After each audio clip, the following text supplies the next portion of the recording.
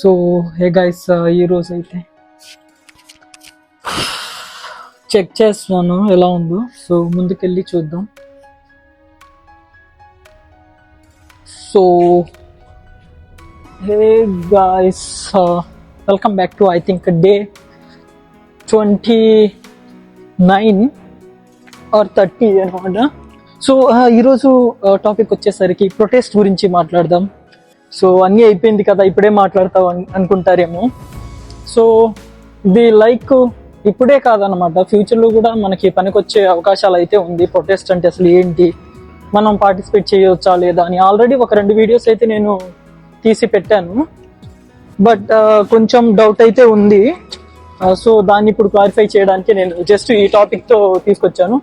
And ఈ రోజు నుంచి నేను సెల్ఫీ స్టిక్ ఒకటి తీసుకున్నాను. సో అందులో నుంచి వీడియో రికార్డ్ చేయడానికి ట్రై చేస్తాను అనమాట. అండ్ థింగ్ వచ్చేసరికి ఓకే, ప్రొటెస్ట్ కదా. నిజంగా మాట్లాడుకోవాలంటే మన జెన్జీ జనరేషన్ ఏదైతే ఉందో, మనం నిజంగా చాలా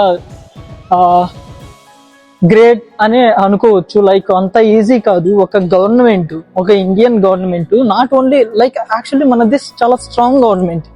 అండ్ డెమోక్రసీలో కూడా ఈ పొలిటీషియన్స్ అందరూ చాలా పవర్ఫుల్ అనమాట. ఈగో కావచ్చు, దేర్ పర్సనాలిటీస్ కావచ్చు.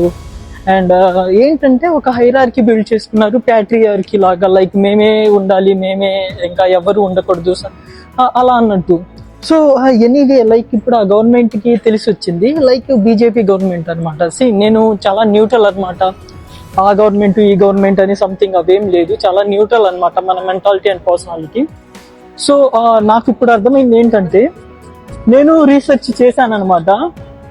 లాస్ట్ 15 years నుంచి బీజేపీ గవర్నమెంట్ లీడ్లో ఉంది.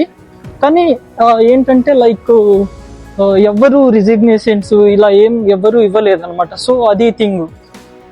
ఇప్పుడు ఫస్ట్ టైం అనమాట హిస్టరీలో ఇలాంటి రెసిగ్నేషన్స్, అది కూడా ప్రొటెస్ట్. ఈ సిజేపీ పార్టీ కావచ్చు, లేకపోతే అండ్ సోనం వాంగ్చూ గారు కావచ్చు, లేదా మన జెన్జీ ఈ జనరేషన్ కావచ్చు, వెళ్ళి నేను డైరెక్ట్గా లైవ్లో చూశాను కదా. అసలు చాలా ఓకే, తలకిందులు చేసేసారు అనమాట. అండ్ దట్ టు 36 days అనమాట టోటల్ ప్రొటెస్ట్. సో అంత ఈజీ అయితే కాదు అది దాన్ని మెయింటైన్ చేయడం, మేనేజ్ చేయడం. బట్ నేను గ్రౌండ్ రియాలిటీ వెళ్ళి చెక్ చేశాను కాబట్టి ఓకే. అండ్ నిజంగా చెప్తున్నాను, ఇది మనకి అప్కమింగ్ జనరేషన్కి, ఈవెన్ పొలిటీషియన్స్కి కూడా ఇది హిస్టరీలో నిలిచిపోతుంది అనమాట. ఇంకెవరైనా ఇలా అథారిటీ సంథింగ్ చేయాలన్నా, లేకపోతే ఎవరినైనా ఇలా డామినేట్ చేసి రూల్ చేయాలన్నా, సో వచ్చే వాళ్ళకైతే బెస్ట్ లెసన్ అనమాట ఇది. సో ఇప్పుడు మనకి ఎనీవే ధర్మేంద్ర ప్రధాన్ గారు అతను డౌన్ అయిపోయి, సో కొత్త మినిస్టర్ అయితే ఎన్నుకున్నారు అనమాట.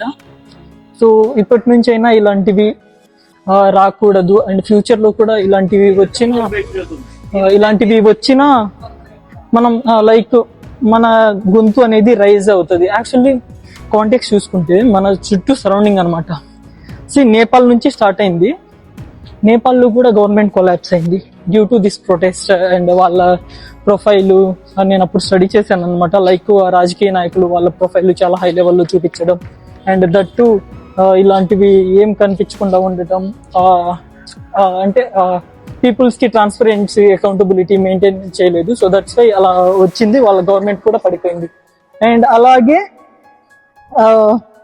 శ్రీలంకన్ గవర్నమెంట్ కూడా సేమ్ అలాగే అయిపోయింది. అండ్ ఇంకొకటి బంగ్లాదేశ్ అనమాట. చూడండి అసలు ఎంత ఇన్స్టెబిలిటీ అంటే వాళ్ళ గవర్నెన్స్. వాళ్ళది కూడా మనలాగే డెమోక్రసీ అండ్ కావచ్చు. బట్ వన్స్ కొంచెం అటు ఇటు అయితే గవర్నమెంట్ కొలాప్స్ అయిపోయి పీపుల్స్ కి ట్రాన్స్పరెన్సీ, అకౌంటబిలిటీ అసలు ఏం ఉండదండి. సో అంత దారుణం అయ్యే అవకాశం ఉంది. కానీ మన గవర్నమెంట్ మీకు అనిపిస్తుంది కొంచెం లేట్ చేసింది కదా అని. బట్ ఆ లేటు అవి ఇవి అసలు ఏం కాదండి. మనది చాలా స్ట్రాంగ్ గవర్నమెంట్ అండ్ డెమోక్రసీ కదా. సో అందుకని కొంచెం టైం పట్టింది. నేనైతే చాలా న్యూట్రల్ గా బిహేవ్ చేస్తాను, not only politicians and not only students అనమాట. సో నా బిహేవియర్ అయితే ఇంతే ఉంటుంది. మీకు తప్పుగా అనిపించవచ్చు, బట్ గవర్నమెంట్ లో ఉండి మాట్లాడే వాళ్ళకే తెలుస్తుంది. మీరు పెట్టే ప్రతి పోస్ట్ కి, మీరు పెట్టే ప్రతి ఎలిగేషన్స్ కి రెస్పాన్సిబుల్ ట్రాన్స్పరెన్సీ ఇవ్వాలంటే గవర్నమెంట్ వల్ల కాదు. సో దాన్ని దృష్టిలో ఉంచుకొని నేను ఇవన్నీ చెప్తున్నాను. బట్ ఎనీవే ఇదంతా వదిలేస్తే మనకి ఇప్పుడు ప్రజెంట్ అయితే మనం గెలిచామన్నమాట.